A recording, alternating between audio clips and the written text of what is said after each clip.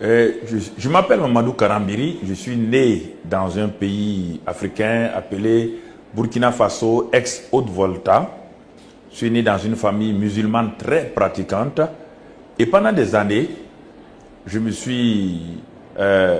cherché à savoir qu'est-ce que c'était Dieu, quelle était la religion.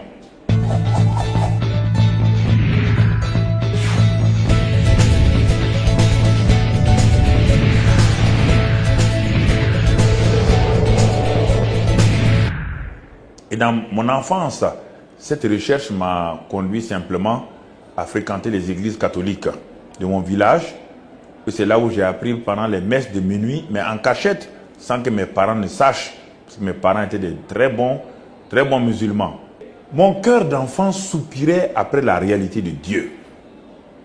Comme peut-être vous qui êtes en contact avec nous, vos cœurs aussi soupirent après cette réalité. Malgré une bonne religion que j'avais, malgré les pratiques religieuses, j'avais une faim, une soif de la réalité. C'est ainsi qu'au fur et à mesure, quand je grandissais, je suis allé au lycée de mon pays, le lycée.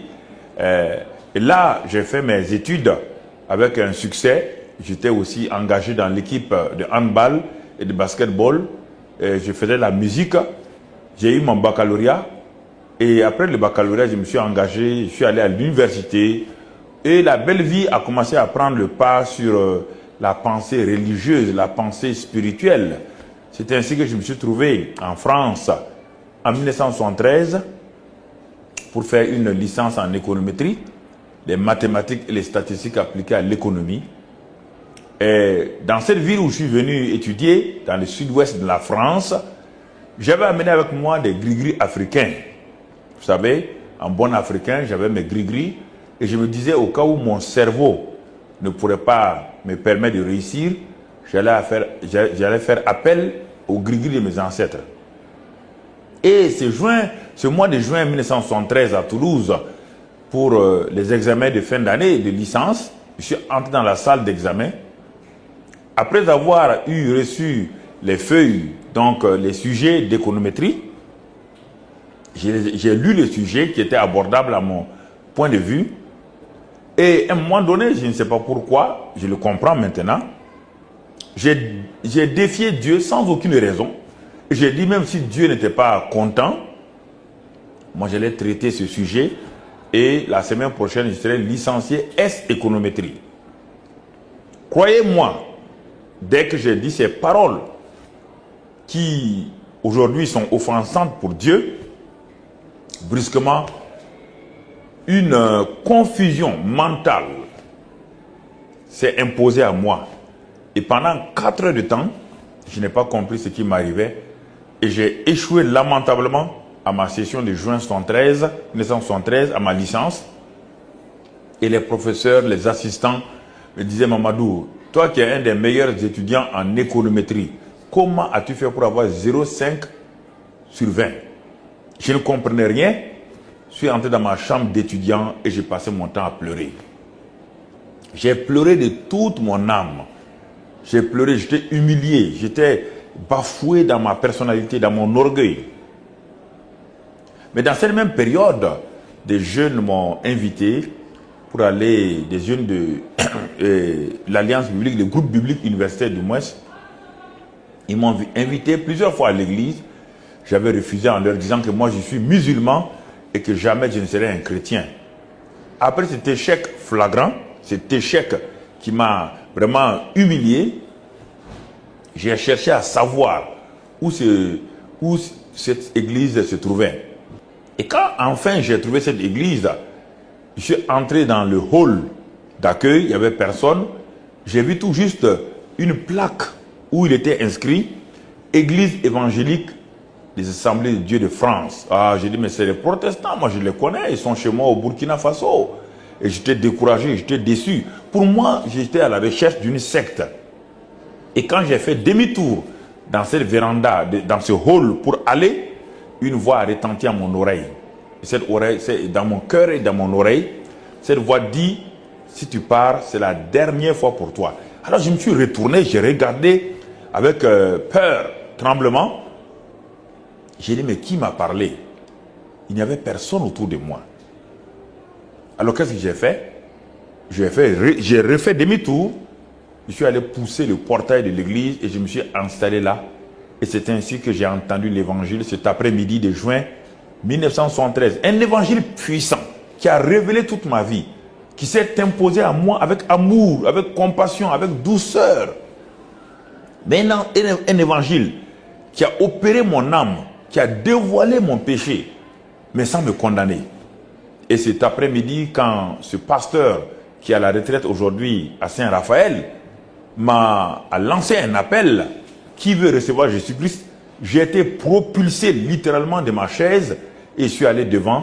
C'est ainsi qu'en 1973, juin 1973, j'ai reçu Christ comme mon sauveur et mon Seigneur. Et cela a été un changement prodigieux dans ma vie. Alors, quelque chose de nouveau s'est passé. La Bible dit que si quelqu'un est en Christ, il est une nouvelle créature. Les choses anciennes sont passées et toutes choses sont devenues nouvelles. Et je l'ai expérimenté. Ma vie a commencé à changer littéralement. Mes pensées, mes désirs, tout ce qui était axé sur le mal en moi a commencé à changer. Et j'ai vu que une opération spirituelle, une opération chirurgicale spirituelle s'était imposée à moi. Non pas parce qu'il y avait un lavage de cerveau, non, pas du tout, mais il y avait un amour qui débordait mon cœur.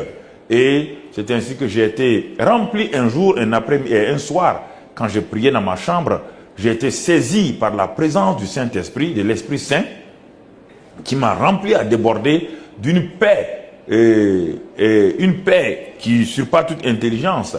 Et à partir de ce moment-là, ma vie a littéralement été boostée. Comme disent les jeunes, ma vie a été totalement changée.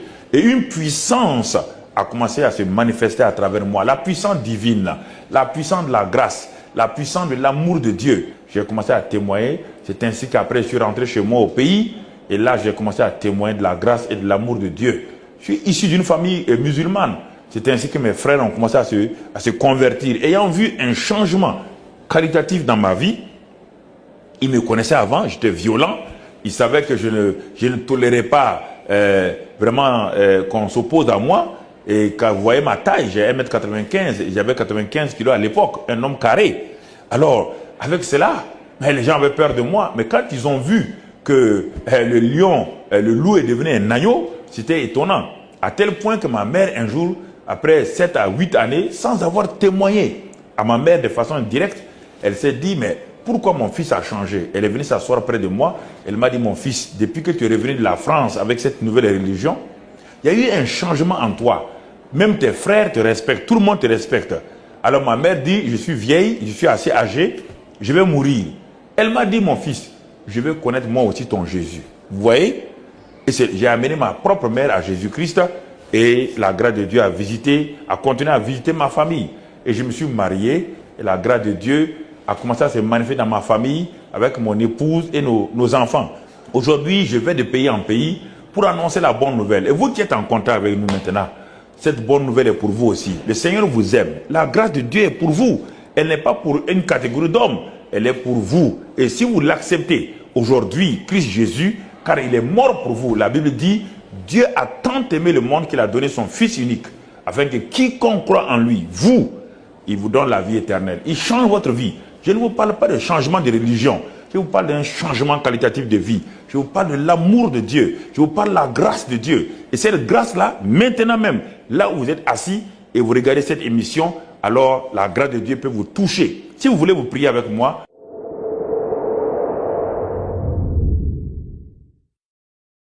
vous dites simplement, Seigneur Jésus-Christ, j'ai écouté ce témoignage, je t'ouvre mon cœur et je te reçois comme l'agneau de Dieu qui ôte les péchés. Par ton sang, purifie-moi. Je reçois de toi maintenant une vie nouvelle, un cœur nouveau. Viens dans mon cœur, Seigneur Jésus. Transforme ma vie. Et je crois que tu l'as fait. Et si vous avez fait cette prière avec moi, elle est si courte, elle semble être trop simple, mais pourtant elle est puissante. Et c'est cette prière qui m'a sauvé il y a 34 ans maintenant à Toulouse, la ville rose. Que le Seigneur vous bénisse, sa grâce soit sur vous et qu'il continue à vous visiter par son amour et sa bonté. Soyez un témoin de Christ. Nous vous aimons de l'amour de Christ. Que Dieu vous bénisse. Amen.